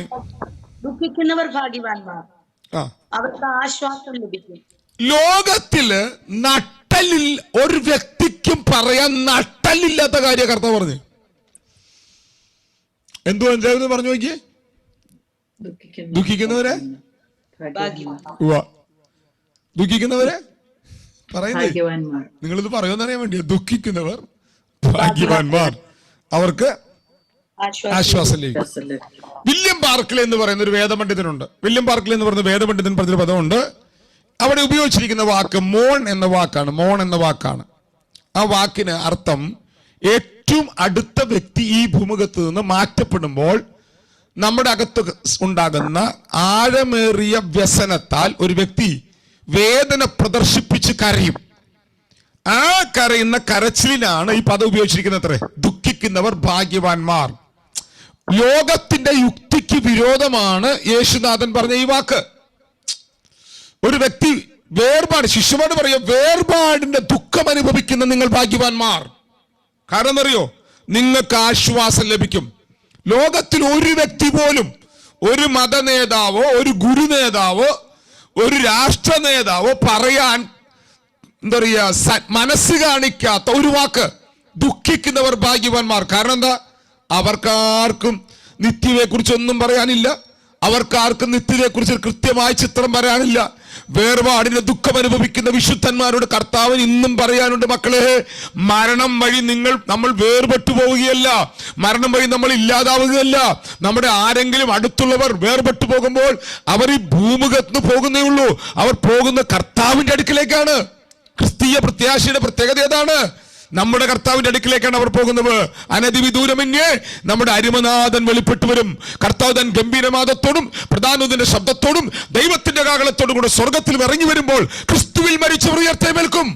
ജീവനോടെ ശേഷിക്കുന്ന രൂപാന്തരപ്പെട്ട് നാം ഒരുമിച്ച് അവനെ എതിരേൽപ്പാൻ മേഘങ്ങൾ എടുക്കപ്പെടും. പുനരുത്ഥാനത്തിന്റെ ശരീരത്താൽ യേശുവിനെ തത്തുല്യമായ ശരീരം പ്രാപിച്ച് നമ്മൾ ഒരു ദിവസം ഒരുമിച്ച് മധ്യാകാശത്തിൽ കാണും. സ്തോത്രം. ഒരാമ്യം പറയാൻ പറ്റുമെങ്കിൽ പറഞ്ഞ കർത്താവിന്. ദുഃഖിക്കുന്നവർക്ക് ആശ്വാസം കിട്ടുന്ന ഏക സ്ഥലം ദൈവസഭയാ. അതുകൊണ്ടാണ് നമ്മുടെ മരണ വീട്ടിൽ പോയി കഴിഞ്ഞാൽ ചെറുതായിട്ടൊക്കെ ഒന്ന് കരഞ്ഞോട്ടോ, കരയാതിരിക്കുന്നു വേണ്ടേ. ബലം പിടിച്ചിരുന്നാൽ ചിലപ്പോൾ പൊട്ടിപ്പോകും. അപ്പം വല്ലാതെ നിരാശപ്പെട്ടും അലമുറയിട്ടും അത് ചെയ്തു ഇത് ചെയ്തു അവൾ അത് ചെയ്തു ഇങ്ങനെ ഈ കുറേ എണ്ണിപ്പറക്കി കരയാത്തതിന് കാരണം എന്താ അറിയാമോ? നമ്മുടെ അകത്തൊരു പ്രത്യാശയുണ്ട്. നമ്മുടെ കുടുംബങ്ങളിൽ നമ്മുടെ ബന്ധുമിത്രാദികൾ, നമ്മുടെ മാതാപിതാക്കൾ ക്രിസ്തുവിനെ വിശ്വസിച്ച വ്യക്തി ഈ ഭൂമുഖത്ത് മാറ്റപ്പെടുമ്പോൾ അത് നിത്യമായ മാറ്റമല്ല, എന്നേക്കുമുള്ള വേർപെടലല്ല. നാം ഒരുമിച്ച് അവനെ കാണുന്നൊരു ദിവസമുണ്ട്. ഇത് വില്യം ബാർക്ലേയുടെ കമന്ററിക്കകത്തുള്ള പരിഭാഷയാണ്, പഠനമാണ് ഞാൻ പറഞ്ഞത്. ഞാൻ അവനോട് ഒന്നുകൂടെ ഒരു കാര്യം ചേർക്കാൻ പോവാണ്. ശ്രദ്ധിച്ചെന്റെ കൂടെ വരണം കേട്ടോ, ശ്രദ്ധിച്ചെന്റെ കൂടെ വരണേ. ഇത് പണ്ഡിത വീക്ഷണത്തിൽ മരണവീടുകളിൽ പ്രസംഗിക്കുന്ന സമയത്ത് ഞാനിത് പ്രസംഗിച്ചിട്ടുണ്ട്. എന്നാൽ കർത്താവിന്റെ ഗിരിപ്രഭാഷണം പഠിക്കാൻ തുടങ്ങിയപ്പോൾ എൻ്റെ അകത്ത് മറ്റൊരു തലം കൂടി എൻ്റെ അകത്ത് കയറി വന്നു. നിങ്ങൾ ആത്മാവിൽ ദരിദ്രരായവർ ഭാഗ്യവാന്മാരെന്നല്ലേ മുകളിൽ വായിച്ചത്? ആണോ? ഓ, നിങ്ങൾ മിണ്ടുന്നില്ല. ലിൻസി ഉണ്ടോ ഇതിനകത്ത്? ലിൻസി ഉണ്ടോ? ലിൻസി,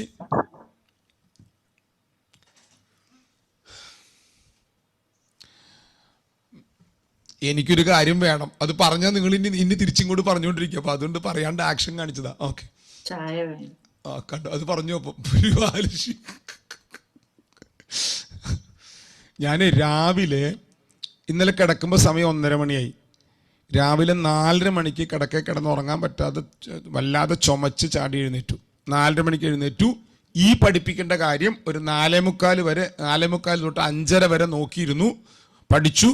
5:30ക്ക് ഫ്രഷായി, 5:45 ദോശ കഴിച്ചു. നേരെ എറണാകുളം പോയി അവിടെ മരണ ശുശ്രൂഷ പോയി കൂടി. 2 വാക്ക് അവിടെ പ്രത്യാശയുടെ കാര്യം പറഞ്ഞു. തിരിച്ച് ഇവിടെ 10:15 എത്തി മീറ്റിങ്ങിൽ കയറാൻ വേണ്ടി. എപ്പോഴും 4:30ക്ക് എഴുന്നേറ്റ ഞാൻ 3 മണിക്കൂറാണ് ആകെ ഇന്നലെ രാത്രി ഉറങ്ങിയിട്ടുള്ളത് കേട്ടോ. ഓക്കെ, അപ്പം അതുകൊണ്ട് രണ്ടാമതൊരു ചായ കൂടെ മൂന്നാമതൊരു ചായ കൂടെ ചോദിച്ചതാണ്. ഇനി നിങ്ങൾ ശ്രദ്ധിക്കുക. ഞാൻ ഇന്ന് രാവിലെ പഠിച്ചൊരു കാര്യം പറയാം. നിങ്ങൾ ഇത് എൻ്റെ കൂടെ, നിങ്ങൾക്ക് ഇത് പഠനത്തെക്കാൾ നിങ്ങൾ ഇത് എൻ്റെ കൂടെ വന്നാലേ മനസ്സിലാക്കുള്ളൂ. എൻ്റെ കൂടെ വരണം. അപ്പം നിങ്ങൾ ആത്മാവിൽ ദരിദ്രരാകുമ്പോൾ, നമ്മൾ നേരത്തെ പറഞ്ഞു, നമ്മുടെ ഹൃദയത്തിനകത്തുള്ള ചിന്താഗതികൾ, ഹൃദയത്തിനകത്തുള്ള നമ്മുടെ മതത്തിൻ്റെ പഠനങ്ങൾ, നമ്മുടെ അറിവുകൾ, ഞാൻ ആരോ ആണെന്നുള്ള ചിന്തകൾ എല്ലാം മാറിക്കഴിയുമ്പോൾ നമ്മുടെ സ്പിരിറ്റ് ഒരു സെൻസിറ്റീവ് ആകില്ലേ? നമ്മുടെ അകത്ത് ക്രിസ്തു വളരില്ലേ? വളരൂ. നിങ്ങളിങ്ങനെ നല്ല മീറ്റിങ്ങുകളൊക്കെ കൂടി നല്ല രസകരമായിട്ട് ആത്മസാന്നിധ്യം അനുഭവിക്കാൻ തുടങ്ങുമ്പം നിങ്ങൾക്ക് ഈ നഷ്ടപ്പെട്ടു പോകുന്ന യുവജനങ്ങളെ കുറിച്ചും തകരുന്ന കുടുംബങ്ങളെ കുറിച്ചും പിശാച് തകർക്കുന്ന വ്യക്തികളെ കുറിച്ചും പിശാച് നോക്കിയ പാപത്തിന് അടിമപ്പെടുത്തിയിരിക്കുന്ന യൗവന ലോകത്തെ കുറിച്ചൊക്കെ, ഈ ലോകത്തെ കുറിച്ചൊക്കെ നിങ്ങളുടെ അകത്തൊരു ഒരു വേദന വരാറുണ്ടോ?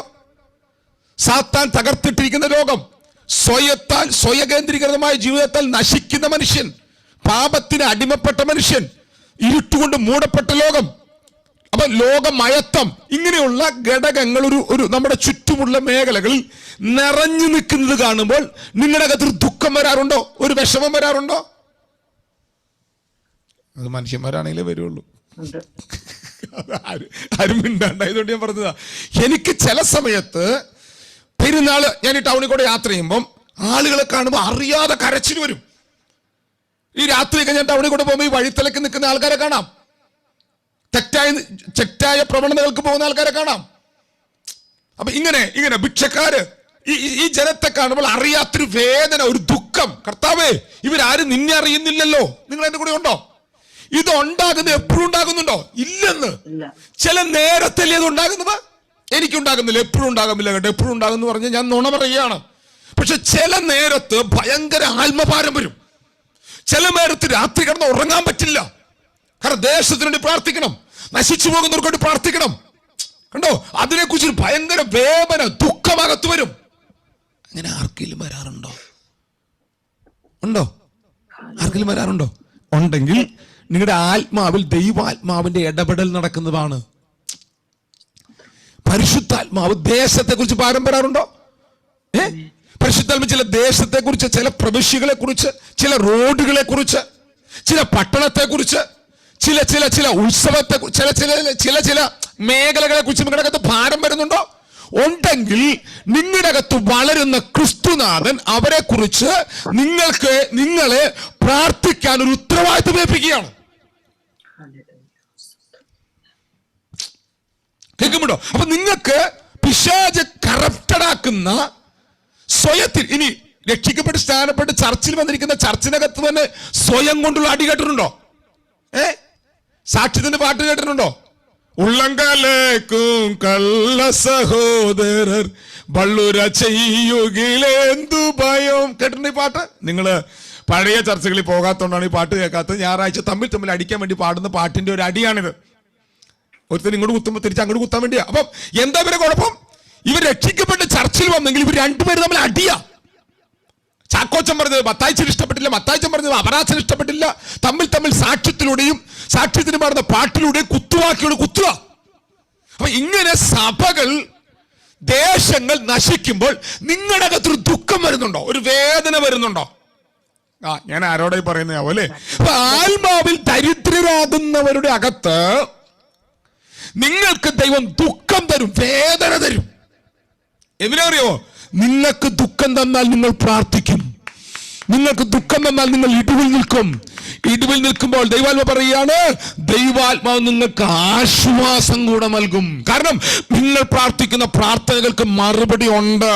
നിങ്ങൾക്കൊരു ദേശത്തെക്കുറിച്ച്, നിങ്ങൾക്കൊരു രാജ്യത്തെക്കുറിച്ച്, നിങ്ങൾ ചെന്നിരിക്കുന്ന രാജ്യത്തെക്കുറിച്ച്, നിങ്ങൾ ജനിച്ച രാജ്യത്തെക്കുറിച്ച്, നിങ്ങൾ താമസിക്കുന്ന പ്രവിശ്യയെക്കുറിച്ച്, എന്തിനെ കുറിച്ചൊക്കെയാണ് നിങ്ങൾക്ക് ദുഃഖം തോന്നുന്നത്? അത് ദൈവം തരുന്നതാണ്. പ്രാർത്ഥിക്കാൻ മറക്കരുത്, മറുപടി ദിവസത്തിൽ ഉപവസിക്കാൻ മറക്കരുത്. ദുഃഖിക്കാൻ ദൈവാത്മാവ് നിങ്ങളെ ഒരുക്കുകയാണ്. ചില നേരത്ത് ഞാൻ പണ്ട് ചർച്ചയിൽ പറയാറുണ്ട്, ഞാൻ അപൂർവം പ്രാവശ്യമാണ് കേട്ടോ എനിക്ക് വേണ്ടി പ്രാർത്ഥിക്കാൻ. എനിക്ക് തോന്നുന്നു ഒരു 3-4 പ്രാവശ്യമാണ് എനിക്ക് വേണ്ടി പ്രാർത്ഥിക്കണമെന്ന് പറഞ്ഞ് ഞാൻ ചർച്ച് ഗ്രൂപ്പിനകത്ത് മെസ്സേജ് ഇട്ടിട്ടുള്ളത്. 3-4 പ്രാവശ്യം. 3 പ്രാവശ്യമാണ് എൻ്റെ ഓർമ്മയിലുള്ളത്. ഒരു വട്ടം ഞാൻ കൂട്ടി പറയുന്നതാണ്. ഞാനങ്ങനെ പെട്ടെന്ന് പറയാറില്ല. തീരെ പറ്റാതാകുമ്പോഴാണ് പറയുന്നത്. ഒന്ന് ഞാൻ അഹമ്മദാബാദിൽ വെച്ച് പഞ്ചാബിൽ വെച്ച് മരിക്കുമെന്ന് തോന്നുന്നൊരവസ്ഥയുണ്ടായി. അപ്പോഴാണ് ഞാൻ ഒന്ന് പറയുന്നത്. രണ്ട്, ഞാൻ കട്ടപ്പനെ വെച്ച് എനിക്ക് സഹിക്കാൻ പറ്റാതെ വണ്ണം തലവേദനയും പനിയും കൂടെ വന്ന് ഞാൻ പ്രസംഗിക്കണം എനിക്കവിടെ. മൂന്നാമത് ഈ ഞായറാഴ്ചയാണ് ഞാൻ ചർച്ച. അത് ഞാൻ പിന്നെ വലിയ കാര്യമായിട്ട് പറഞ്ഞില്ല, നിങ്ങൾ എനിക്ക് വേണ്ടി പ്രാർത്ഥിക്കണം എന്നൊരു വാക്ക് പറഞ്ഞോളൂ. ഇനി ഞാനത് പറയാത്തൊരു കാരണം, എൻ്റെ അകത്തൊരു വെളിപ്പാട് വന്നിട്ടുണ്ട്. ആ വെളിപ്പാട് എന്താ അറിയാമോ? ഞാൻ ദൈവരാജ്യത്തിൽ ദൈവത്തിന് വേണ്ടി ശുശ്രൂഷിക്കുന്ന ഒരു ശുശ്രൂഷകനാകയാൽ എനിക്കൊരു പ്രാർത്ഥന ആവശ്യം ഉണ്ടെങ്കിൽ, എനിക്ക് ഒരു ഇടിവിൽ നിൽക്കുന്ന വ്യക്തിയുടെ ആവശ്യം ഉണ്ടെങ്കിൽ, ഞാൻ പറഞ്ഞ ഒരു വ്യക്തി പ്രാർത്ഥിക്കുന്നതിനേക്കാൾ ദൈവാത്മാവല്ലേ നിങ്ങളുടെ അകത്തിരിക്കുന്നേ? ദൈവാത്മാവിന് വിധേയപ്പെടുന്ന അഭിഷക്തന്മാരും അഭിഷക്തമാരും ദൈവത്തിന്റെ സഭയ്ക്കകത്തില്ലേ? ആത്മാവിന്റെ സ്പന്ദനമുള്ള ചിലരുണ്ടെന്ന് എനിക്കറിയാം. അവരെഴുന്നേൽക്കും, അവർ പ്രാർത്ഥിക്കും. അത് മതി. മറ്റേ നമ്മൾക്കൊരു ആശ്വാസത്തിന് വേണ്ടിയാ. മറ്റേ നമ്മളെല്ലാവരോടും പറഞ്ഞ് എല്ലാവരോടും എനിക്ക് വേണ്ടി പ്രാർത്ഥിക്കണം കേട്ടോ. അപ്പൊ എല്ലാവരും കൂടെ പ്രാർത്ഥിക്കുന്നുണ്ട് എന്നൊരു ആശ്വാസമാണ് ഉണ്ടാകുന്നത്. പക്ഷെ ഉണ്ടാകേണ്ട ഇടിവിൽ നിൽക്കുമ്പോൾ ഉണ്ടാകേണ്ട, ആ ഇടിവിൽ നിൽക്കാനുണ്ടാകേണ്ട വ്യക്തിയെ ദൈവാത്മാവ് എഴുന്നേൽപ്പിക്കും. അപ്പൊ ഇടിവിൽ നിന്ന് പ്രാർത്ഥിക്കുന്ന പ്രാർത്ഥനയും നമ്മളൊരു വ്യക്തിക്ക് വേണ്ടി വ്യക്തി പ്രാർത്ഥിക്കാൻ പറയുമ്പോൾ പ്രാർത്ഥിക്കുന്ന പ്രാർത്ഥന എങ്ങനെയാണ്? ഇപ്പൊ ഞാൻ നിങ്ങളോട് പറഞ്ഞു പ്രാർത്ഥിക്കുക, എനിക്ക് വേണ്ടി എനിക്ക് തീരെ വയ്യ, പ്രാർത്ഥിക്കാൻ പറഞ്ഞു. അപ്പൊ നിങ്ങൾ ആ ക്ലിപ്പ് കേട്ടു. ഉടൻ തന്നെ നിങ്ങളൊരാൾ പ്രാർത്ഥിച്ചു, നമ്മുടെ ചർച്ച ഗ്രൂപ്പിനകത്ത് പ്രാർത്ഥിച്ചു, കർത്താവ് ഞങ്ങളുടെ ദാസൻ ശുശ്രൂഷയിൽ പോയിരിക്കുകയാണ്, കർത്താവ് സഹായിക്കണമേ, വിടിവിക്കണമേ, കർത്താവ് അത്ഭുതം ചെയ്യണമേ, സഹായിക്കണം, ആമേൻ. 2 മിനിറ്റ് കൊണ്ട് 5 മിനിറ്റ് കൊണ്ട് പ്രാർത്ഥന കഴിഞ്ഞു. പക്ഷെ ദൈവാത്മാവ് ഒരു വ്യക്തിയുടെ അകത്ത് ഭാരം കൊടുത്താൽ ആ ഭാരം അതിന് മറുപടി വെളിപ്പെടുന്നത് വരെ നിൽക്കുകയല്ല. ഇത് രണ്ടാണ്. പ്രാർത്ഥിക്കാൻ നീ ആവശ്യപ്പെടുന്ന വ്യക്തി 2 മിനിറ്റ് കൊണ്ട് പ്രാർത്ഥന നിർത്തും. വേണ്ട, 5 മിനിറ്റ് പിടിച്ചോ. ഏറ്റവും അടുത്ത വ്യക്തി 10 മിനിറ്റ് പിടിച്ചോ. നിങ്ങൾ തന്നെ പറ, നിങ്ങളോട് ഒരാൾ പ്രാർത്ഥിക്കാൻ പറഞ്ഞ ആ വ്യക്തിക്ക് വേണ്ടി നിങ്ങൾക്ക് ദൈവാത്മ ഭാരം നൽകുന്ന കാര്യമല്ല ഞാൻ പറഞ്ഞത്. ഒരാൾ നിങ്ങളോട് പ്രാർത്ഥിക്കാൻ പറഞ്ഞു, ആ ഒരു വ്യക്തിക്ക് വേണ്ടി 1 മണിക്കൂർ ആരെങ്കിലും പ്രാർത്ഥിച്ചിട്ടുണ്ടോ? കാണാൻ വേണ്ടിയിട്ടാ? ഇല്ല. 1/2 മണിക്കൂർ പ്രാർത്ഥിച്ചിട്ടുണ്ടോ? നുണ പറയരുത്, കറക്റ്റേ പറയാവൂ. 10 മിനിറ്റ്, നമ്മൾ 5 മിനിറ്റ് പ്രാർത്ഥന നിർത്തും. പക്ഷേ നിങ്ങൾ ഒരാൾ പ്രാർത്ഥിക്കാൻ പറയാതെ ദൈവാത്മാവ് ഒരു വ്യക്തി ഇരുത്തിയാൽ ആ വിഷയത്തിന്റെ മറുപടി കാണാതെ എഴുന്നേൽക്കുകയല്ല. നിങ്ങൾ ഏലിയാവോട് ചോദിക്കേ, ഏലിയ പറയും, കർത്താവ് പറഞ്ഞിട്ടാ ഞാൻ പ്രാർത്ഥിക്കാനിരിക്കുന്നത്. ആ കാർമേഘം കാണുന്നത് വരെ, കൈപ്പത്തിയോളമുള്ള മേഘം കാണുന്നത് വരെ ഏലിയാവ് പ്രാർത്ഥനാ മുറിയിൽ എഴുന്നേൽക്കുകയല്ല. ഇതാണ് ദൈവം ഇടിവിൽ നിർത്തുന്ന വ്യക്തിയുടെ പ്രത്യേകത. അതുകൊണ്ട് നീ വിശ്വസിക്കുക, നീ വളരെ റെഡിയാകുക. നിങ്ങൾക്ക് ഞാൻ പറഞ്ഞ ഇത് നേരെ തിരിച്ച് നമ്മുടെ അകത്ത് സിസ്റ്റം കിടക്കുക. സംശയം ചോദിക്കണം കേട്ടോ, ഞാൻ പറഞ്ഞുതരാം. ഞാൻ ഈ പറഞ്ഞ എന്താണെന്ന് മനസ്സിലാകുമോ എന്ന് എനിക്കറിയില്ല. മനസ്സിലാകുന്നില്ലെങ്കിൽ എന്റെ അത് വിശദീകരിക്കുന്നതിൽ അപാകതയാണ്. ഞാനത് വീണ്ടും പറഞ്ഞു വരാം.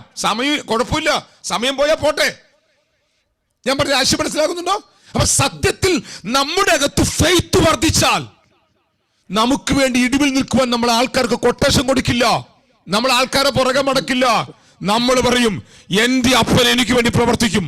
2, എനിക്ക് വേണ്ടി ഒരാൾ ഇടിവിൽ നിൽക്കുവാൻ ദൈവം ഇഷ്ടപ്പെടുന്നുണ്ടെങ്കിൽ, ആഗ്രഹിക്കുന്നുണ്ടെങ്കിൽ, ലോകത്തിന്റെ ഏത് മൂലയിലും, അത് കാപ്രിയാണ് ഞാൻ അങ്ങനെ പറഞ്ഞ, സോറി, അത് ഒരു ആഫ്രിക്കക്കാരനെ, മലയാളിനെ കിട്ടില്ലേ, ആഫ്രിക്കക്കാരെ കൊണ്ട് പ്രാർത്ഥിപ്പിക്കും. ഹലോ, കേൾക്കുമ്പോണ്ടോ? ആഫ്രിക്കക്കാരനെ കിട്ടിയില്ലെങ്കിൽ പിന്നെ എവിടെയാ? അവരെ കിട്ടാൻ എളുപ്പം. അമേരിക്കക്കാർക്ക് UK-ക്കാർക്കൊക്കെ ഭയങ്കര തിരക്കാണ്. അല്ല, ചൈനക്കാരെ കൊണ്ട് പ്രാർത്ഥിപ്പിക്കും. അവിടെയുണ്ട് ആൾക്കാരുണ്ട്. അവിടെ ഇപ്പൊ ലോക്കൽ ചർച്ചകൾ ശക്തിപ്പെട്ടുകൊണ്ടിരിക്കുകയാണ്. ലോകത്തിന്റെ ഏത് വൻകരയിലും 800 കോടി ജനത്തിനകത്ത് 50 കോടി ജനം യേശുവിൽ വിശ്വസിക്കുന്നവരാണെങ്കിൽ അവരെ കൊണ്ട് നിനക്ക് വേണ്ടി പ്രാർത്ഥിപ്പിക്കും. ഒരാമ്യം അതിന് പറഞ്ഞ് വിശ്വസിക്കാൻ പറ്റുന്നില്ലെങ്കിൽ ആമ്യം പറ. അതിന് രാത്രി, ഇന്ന് പകൽ നിങ്ങളകത്ത് വെളിപ്പാടായി കയറട്ടെ. എനിക്കൊരു മധ്യസ്ഥ ആവശ്യമുണ്ടെങ്കിൽ, എനിക്കൊരു പ്രാർത്ഥന ആവശ്യമുണ്ടെങ്കിൽ, ദൈവാത്മാവ് അതിനുവേണ്ടി പ്രാർത്ഥന പോരാളികൾ എഴുന്നേൽപ്പിക്കും. രണ്ടാമത് ഞാൻ പറയാം, നിനക്കൊരു പ്രാർത്ഥന പോരാളിയുടെ ആവശ്യമില്ല. നീ തളരുമ്പോഴാണ് ഒരാളുടെ ആവശ്യം, നീ ഉടയുമ്പോഴാണ് ഒരാളുടെ ആവശ്യം. നീ പുത്രത്വത്തിൽ നിൽക്കുമ്പോൾ നിനക്ക് അവകാശമുണ്ട് ചോദിച്ചു വാങ്ങാൻ. നമ്മുടെ ഈ സിസ്റ്റമാണ് കേട്ടോ, നമ്മുടെ സഭകളുടെ അകത്ത് വന്ന സിസ്റ്റമാണ് നമ്മുടെ മൈൻഡിനെ ഈ പരുവത്തിലാക്കിയത്. എല്ലാവരും കൂടെ 1 മണിക്കൂർ വരെ സാക്ഷ്യം പറഞ്ഞ് എല്ലാവർക്കും കൂടെ പ്രാർത്ഥിക്കാൻ വേണ്ടി പറഞ്ഞ് അവസാനം നമ്മൾ എല്ലാവരും കൂടെ 2 മിനിറ്റ് പ്രാർത്ഥിക്കുന്ന പ്രാർത്ഥനയിലാണ് കാര്യം നടക്കുന്ന വെളിപ്പാടിലേക്ക് നമ്മൾ എത്തി വന്നു. ഇല്ല, ഇന്ന് രാത്രി പറ, വയലിലെ താമര ഏറ്റവും മനോഹരമായി ചെളിക്കകത്ത് വളർത്തുന്ന അപ്പനാണ് എന്റെ പിതാവ്. അതുകൊണ്ട് ഞാൻ വിചാരപ്പെടില്ല, അതുകൊണ്ട് ഞാൻ വ്യാകുലപ്പെടില്ല. അവൻ എനിക്ക് വേണ്ടി കരുതുന്നവനും എന്നെ വളർത്തുന്നവനുമാണ്. വയലിലെ താമരയെ അവൻ ഇത്ര മനോഹരമായി വളർത്തുന്നുണ്ടെങ്കിൽ അതിനേക്കാൾ എത്ര മനോഹരമായി എന്റെ വിഷയത്തിൽ അവൻ ഇടപെടും. ഇന്ന് രാത്രി ആ ഉറപ്പ് നിങ്ങളുടെ അകത്ത് വെളിപ്പെടട്ടെ. അപ്പൊ എന്താ ഞാൻ പറഞ്ഞു വന്നത്? ദുഃഖിക്കുന്നവർ ഭാഗ്യവാന്മാർ. നിങ്ങളുടെ അകത്ത് ദൈവം ദുഃഖം തരും. ദൈവാത്മാവ് നിങ്ങളുടെ അകത്തൊരു വേദന തന്നാൽ, ഒരു ഭാരം തന്നാൽ, നിങ്ങൾ മുട്ടുകുത്തി പ്രാർത്ഥിക്കാനിരിക്കണം. ഏതോ രാജ്യത്തിന്റെ ഭൂഖണ്ഡത്തിലെ, ലോകരാജ്യങ്ങളിലെ, ഭൗമമണ്ഡലത്തിലെ ഏതോ ഒരു അഭിഷക്തൻ, ഏതോ ഒരു അഭിഷക്ത കഠിനമായ വേദന കൂടെ കടന്നു പോകുമ്പോൾ ആ വേദനയ്ക്ക് വേണ്ടി ഇടിവിൽ നിൽക്കുവാനാണ് ദൈവാത്മാവ് നിന്റെ അകത്ത് വേദന തന്നത്, ദുഃഖം തന്നത്. നീ പ്രാർത്ഥിക്കണം, നീ അവിടെ മുട്ടുമേൽ നിൽക്കണം. നിനക്ക് എന്തുകൊണ്ട് വേദന വന്നു? നിനക്ക് വേദന വരാൻ കാരണം നീ ശരീരമായതുകൊണ്ടാ. ഹലോ, ഇതെന്റെ 2 കൈയാണ്, കാണാണ്ടല്ലോ അല്ലേ? ഇതെന്റെ 2 കൈയാണ്, 2 കൈയാണ്. ഈ കൈക്ക് ഒരു വേദന വന്നാൽ ഉടനെ ഈ കൈക്ക് അറിയാം. ഇതിനകത്തൊരു മുള്ളു കുത്തിയാൽ, ഇവനകത്തൊരാൾ പിച്ചിയാൽ ഉടനെ ഈ കൈക്ക് അറിയാം. കാരണം എന്താ? 2 അവയവങ്ങളും ശരീരമായിട്ട് ബന്ധപ്പെട്ട് നിൽക്കുകയാണ്. ശരീരമായിട്ട് ബന്ധപ്പെട്ട് നിൽക്കുന്ന, തലയുമായി ബന്ധപ്പെട്ട് നിൽക്കുന്ന ഈ അവയവങ്ങൾ ഒന്നിനു പറ്റുന്ന വേദന മറ്റൊരു അവയവത്തിന്റെ വേദനയാണ്. നിങ്ങൾ എന്റെ കൂടെ ഉണ്ടോ? ഒരു അവയവത്തിലുണ്ടാകുന്ന വേദന മറ്റൊരു അവയവത്തിന്റെ വേദനയാണെങ്കിൽ, അവയവങ്ങൾ ഒരു ശരീരത്തിലാണ് നിൽക്കുന്നതെങ്കിൽ തമ്മിൽ തമ്മിൽ വേദന ചുമക്കുന്നവരായി മാറും. എന്റെ ചോദ്യം, അപ്പോൾ അങ്ങനെയെങ്കിൽ നമ്മുടെ രാജ്യത്ത് വടക്കേന്ത്യയിൽ ദൈവമക്കളെ പട്ടിയെ പോലെ തല്ലുമ്പോ എത്രയോ ദിവസങ്ങൾ ജയിലിനകത്ത് ദൈവദാസന്മാർ കിടക്കുന്നു. കർത്താവ് അത്ഭുതകരമായിട്ടാട്ടോ എന്നെയൊക്കെ രക്ഷിച്ചു കൊണ്ടുവന്നിട്ടുള്ളത്. എത്രയോ പേര് ഭക്ഷണമില്ലാതെ, ദാരിദ്ര്യത്തില്, ഒന്നും കഴിക്കാനില്ലാതെ, 10 രൂപ കിട്ടുമ്പോൾ എന്താ പറയുക, സ്വർഗം കിട്ടിയ സന്തോഷത്തിൽ ആനന്ദിക്കുന്ന പാസ്റ്റേഴ്സിനെ ഞാൻ കണ്ടിട്ടുണ്ട്. കേൾക്കുന്നുണ്ട് മക്കളെ? ഒരു ഉണ്ട ഗോതമ്പുണ്ട ഉരുട്ടി തരുന്നത്. നമ്മുടെ വീട്ടിൽ വരുന്ന ആൾക്കാർക്ക് നമ്മൾ ഫ്രൈഡ് റൈസും ചിക്കൻ 65, ഞാൻ പറഞ്ഞ തെറ്റിപ്പോവും, ചിക്കൻ 65, മട്ടൻ, പിന്നെന്താ, എല്ലാം കൂടെ വലിച്ചു വാരി കൊടുക്കുന്നത് പോലെയുള്ള മനോഭാവത്തിലാണ് അവർ നമുക്ക് ഗോതമ്പുണ്ട വരുന്നേ. അത്രയും തകർന്നവർ നമ്മുടെ രാജ്യത്തുള്ളപ്പോൾ നമ്മുടെ പ്രാർത്ഥനാ മുറി ഒന്നും കൂടെ ശക്തിപ്പെടണ്ടേ? എനിക്കറിയില്ല. നമ്മുടെ അകത്ത് നമ്മൾ അവയവങ്ങളാണെങ്കിൽ നമ്മുടെ അകത്ത് ദുഃഖം വരും കേട്ടോ. നമ്മൾ അവയവങ്ങളാണെങ്കിൽ നമ്മുടെ അകത്ത് വേദന വരും കേട്ടോ. ഒരാമ്യം പറഞ്ഞൊരു കർത്താവിന്. നമ്മൾ ദുഃഖിക്കുന്നവർ ഭാഗ്യവാന്മാർ, ദൈവാത്മാവ് ഭാരം നൽകുന്നവർ ഭാഗ്യവാന്മാർ, അവർക്ക് ആശ്വാസം ലഭിക്കും. എങ്ങനെയാണ് ആശ്വാസം ലഭിക്കുന്നത്? നിന്റെ അകത്തേക്ക് ദുഃഖം പകർന്നു പോയോ, നീ ഇടിവിൽ നിൽക്കുന്ന പ്രാർത്ഥനയാൽ നിന്റെ പ്രാർത്ഥനയുടെ മറുപടികൾ അവൻ തുറക്കുന്നവനാണ്. നീ മറുപടി കണ്ടിരിക്കും. അപ്പൊ ഒന്ന്, ദുഃഖിക്കുന്നവർ, മരണം വഴിയായി വേർപെടുന്നവർ, വില്യം ബാർക്ലെ കമന്ററി. 2, പിശാച്, സ്വയം, പാപം, ഇരുട്ട്, ലോകം ഒരു വ്യക്തിയെ ദൈവത്തിൽ നിന്ന് അകറ്റുമ്പോൾ അല്ലെങ്കിൽ തകർക്കുമ്പോൾ ആ തകർച്ച കണ്ട് യേശുക്രിസ്തുവിലൂടെയുള്ള നീതീകരണത്തിനായി ഒരു വ്യക്തിയെ വളർത്താൻ ഒരു വ്യക്തി വളരുന്നില്ലല്ലോ എന്ന് ചിന്തിച്ച് നിങ്ങളുടെ അകത്ത് വരുന്ന വേദന. അപ്പൊ ഇവരെല്ലാവരും കൂടെ എന്താ ചെയ്യുന്നത്? സാത്താനും സ്വയവും പാപവും ഇരുട്ടും ലോകവും കൂടെ ദൈവത്തിന്റെ മഹത്വത്തെ നിന്ദിക്കുന്നു, ക്രിസ്തുവിനെ നിരാകരിക്കുന്നു, പരിശുദ്ധാത്മാവിനെ തള്ളിക്കളയുന്നു, സഭയെ ശൂന്യമാക്കുന്നു, ലോകം മുഴുവൻ തിന്മ നിറയ്ക്കുന്നു. ഇത് കാണുമ്പോൾ നിന്റെ അകത്തിരിക്കുന്നവൻ രാജാവാണെങ്കിൽ അവൻ നിനക്ക് ഭാരം തരും. ഇത്രയും പറയാനാ ഞാനിത് പറഞ്ഞു വന്നേ. നിന്റെ അകത്തിരിക്കുന്നവൻ രാജാവാണെങ്കിൽ അവനല്ലേ ഇവർക്കെല്ലാം വേണ്ടി മരിച്ചേ? ആണോ? അവനല്ലേ ഇവർക്കെല്ലാം വേണ്ടി മരിച്ചവൻ നീ ആത്മാവിൽ ദരിദ്രനാകുമ്പോൾ നിന്റെ അകത്ത് വരുന്ന വളർച്ചയാൽ നിന്റെ അകത്ത് ഭാരം തരുമ്പോൾ, ഭാരം തന്ന രാജാവ് ഭാരത്തോടെ നീ പ്രാർത്ഥിക്കുമ്പോൾ നിനക്ക് ആശ്വാസം വരും. അവൻ പറയും, മോനെ നീ ഇടിവിൽ നിന്നവനാൽ ഞാൻ ഈ വിഷയത്തിൽ ഇടപെടാൻ പോവുകയാണ്. അവൻ ഇതിനെ നിയന്ത്രിക്കുന്നവനായിട്ട് ഇറങ്ങി വരും. ഒരാമ്യം പറയാൻ പറ്റുന്നുണ്ടെങ്കിൽ പറയും. ഏതെങ്കിലും ഒരു വിഷയത്തിന് വേണ്ടി നിന്റെ അകത്ത് വേദനയോ ദുഃഖമോ ഭാരമോ വന്ന പ്രാർത്ഥിക്കുവാൻ, ഇത് ഈ സ്വയത്തെ കേന്ദ്രീകരിച്ചുള്ള ഭാരത്തിന്റെ കാര്യമല്ല കേട്ടോ പറയുന്നത്. ദൈവാത്മ നിങ്ങൾക്ക് ഭാരം തരും. ഓക്കെ, ഞാൻ ഇച്ചിരി അധികം വിശദീകരിച്ച് പോകുന്നു. എന്താ ചെയ്യുക, ഇത് മനസ്സിലാക്കാവുന്ന രീതി ഞാൻ അങ്ങ് പറഞ്ഞൊപ്പിക്കുന്നതാണ്. ദുഃഖിക്കുന്നവർ ഭാഗ്യവാന്മാർ, അവർക്ക് ആശ്വാസം ലഭിക്കും. ഇത് നിങ്ങളുടെ വീട്ടിലെ ചെറിയ ചെറിയ കാര്യങ്ങൾക്ക് വേണ്ടി ദുഃഖിക്കുന്ന ദുഃഖമല്ല കേട്ടോ പറഞ്ഞു. അതിനുവേണ്ടി ദുഃഖിക്കരുതെന്ന് ഞാൻ പറയുക. എന്നാൽ നിങ്ങളുടെ ദുഃഖങ്ങൾക്ക് പകരം ആശ്വാസം നൽകുന്ന ദൈവമാണ്.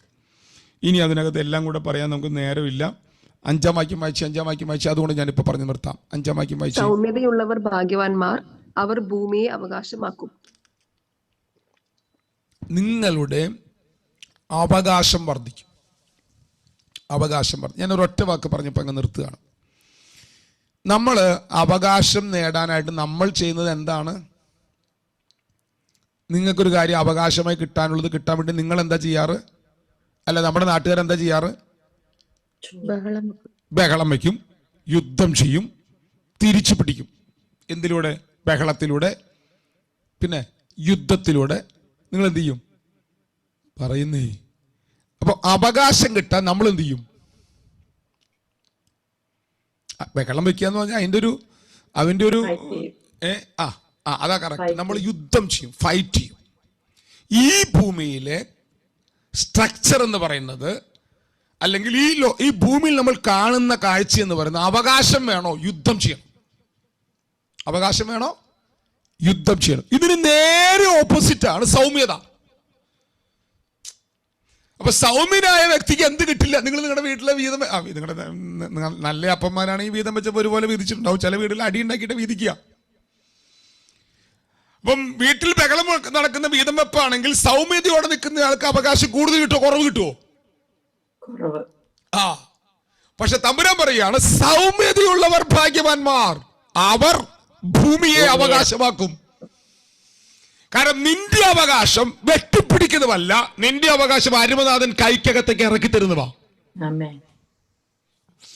നിന്റെ അവകാശം നീ പ്രാപിക്കുന്നത് യുദ്ധം ചെയ്തും. ഈ നമ്മുടെ ആൾക്കാരുടെ ചിന്ത ഈ 3 ദിവസം ഉപവാസം, 40 ദിവസം ഉപവാസം, 21 ദിവസം ഉപവാസം ഒക്കെ ദൈവത്തോട് യുദ്ധം ചെയ്ത് മേടിക്കുന്നതാണ്. അതൊന്നും അല്ലട്ടോ. അയ്യോ, മണ്ടത്തരാണ്.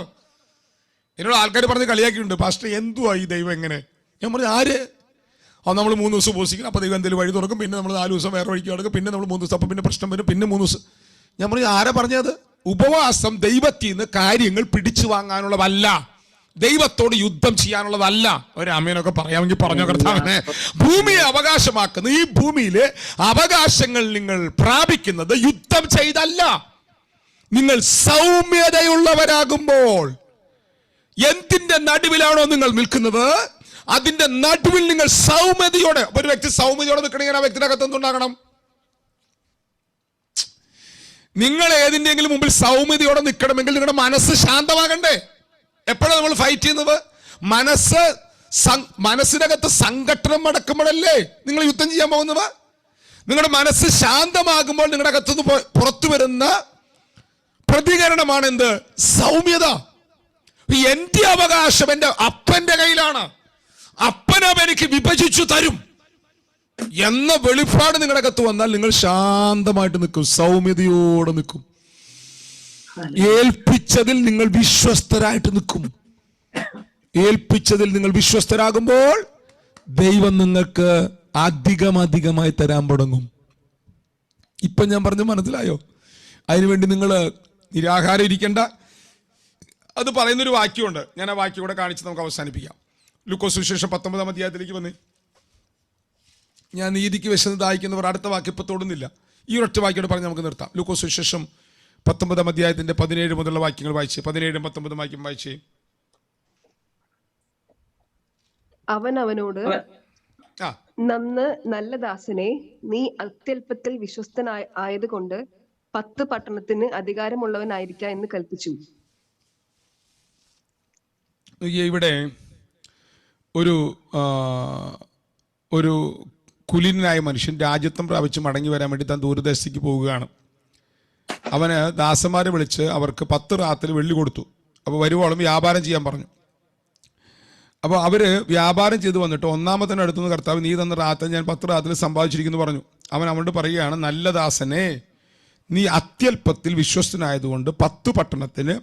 അപ്പം നമ്മളെ ഏൽപ്പിച്ചത് വിശ്വസ്തയോടെ സൗമ്യതയോടെ നാം കൈകാര്യം ചെയ്താൽ അതിനനുസരിച്ചാണ് നമ്മുടെ അവകാശം ദൈവം വർദ്ധിപ്പിക്കുന്നത്. നിനക്ക് എത്ര ദൈവം തന്നിട്ടുള്ളേ? നിന്റെ കൈക്കകത്ത് ദൈവം എന്ത് താലന്താ തന്നിട്ടുള്ളേ? ആ താലന്ത് നീ ഉപയോഗിക്കുന്നുണ്ടോ? വലിയതൊന്നും വന്നിട്ടില്ല. എനിക്ക് ആകെ കൊണ്ട് ദൈവം എനിക്ക് തന്നിട്ടുള്ളത്, എനിക്ക് രാവിലെ 1/2 മണിക്കൂർ നേരം ലോകത്തിലുള്ള വിശുദ്ധന്മാരെ ഓർത്ത് പ്രാർത്ഥിക്കാനൊരു കൃപ തന്നിട്ടുണ്ട്. അത് മതി. വേണ്ട 15 മിനിറ്റ് ഞാൻ പ്രാർത്ഥിക്കുന്നുണ്ട്. അത് മതി. വേണ്ട ഒരാളോട് ഞാൻ സുവിശേഷം പറയുന്നുണ്ട്. അത് മതി. ഒരാളെ ഞാൻ ഫോൺ വിളിച്ച് ഫോളോ ചെയ്യുന്നുണ്ട്. അത് മതി. എന്താണ് ദൈവം നിനക്ക് ഏൽപ്പിച്ചുള്ള താലന്ത്? അത് നീ ഉപയോഗിക്കുന്നുണ്ടോ? ആരും വീഡിയോ ഓഫ് ചെയ്ത് പോകല്ലേ. ഇതെല്ലാം തിരിച്ച് അങ്ങോട്ട് കുത്തുകയെന്ന് എനിക്കറിയാം. ഞാൻ ഇന്ന് രാവിലെ ഈ ക്ലാസ്സിനോട് 36 പേര് പങ്കെടുക്കുന്ന ഈ ക്ലാസ്സിനോട് വിശ്വസ്തനാകാൻ വേണ്ടി ഞാൻ ചെയ്ത പരിപാടി ഉണ്ടോ? കേട്ടില്ലേ? ഞാൻ ഉറങ്ങി എന്നെ കണ്ണ് നീരിട്ട് ഞാനിവിടെ വന്നിരുന്നേ.